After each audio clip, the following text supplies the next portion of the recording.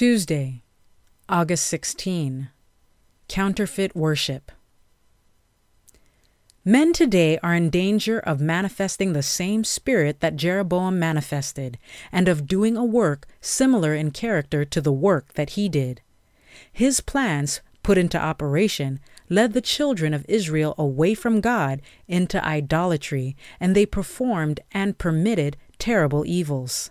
The judge of all the earth will lay to the charge of Jeroboam the awful results of his course, and to the charge of those who follow his example will be laid the results of their wrong course.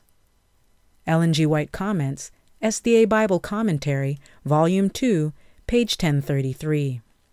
Jeroboam thought to appeal to the imagination of the Israelites by setting before them some visible representation to symbolize the presence of the invisible God. Accordingly, he caused to be made 2 calves of gold, and these were placed within shrines at the appointed centers of worship. In this effort to represent the deity, Jeroboam violated the plain command of Jehovah, "Thou shalt not make unto thee any graven image, thou shalt not bow down thyself to them, nor serve them." Exodus 20, verses 4 and 5. So strong was Jeroboam's desire to keep the 10 tribes away from Jerusalem that he lost sight of the fundamental weakness of his plan. He failed to take into consideration the great peril to which he was exposing the Israelites by setting before them the idolatrous symbol of the deity with which their ancestors had been so familiar during the centuries of Egyptian bondage. Jeroboam's recent residence in Egypt should have taught him the folly of placing before the people such heathen representations. But his set purpose of inducing the northern tribes to discontinue their annual visits to the holy city led him to adopt the most imprudent of measures. "It is too much for you to go up to Jerusalem," he urged. "Behold thy gods, O Israel, which brought thee up out of the land of Egypt."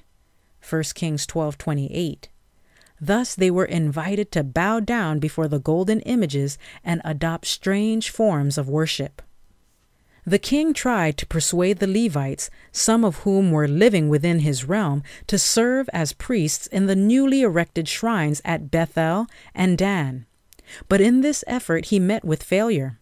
He was therefore compelled to elevate to the priesthood men from the lowest of the people. Verse 31. Alarmed over the prospect, many of the faithful, including a great number of the Levites, fled to Jerusalem, where they might worship in harmony with the divine requirements. Prophets and Kings, pages 100 and 101. Everywhere, in Israel, violence and crime reigned supreme. Such was the result that had followed the setting up of the 2 calves of gold, 1 Kings 12:28, by Jeroboam. This thing became a sin, verse 30, and led to the introduction of grosser forms of idolatry until nearly all the inhabitants of the land gave themselves up to the alluring practices of nature worship. Review and Herald, February 5, 1914.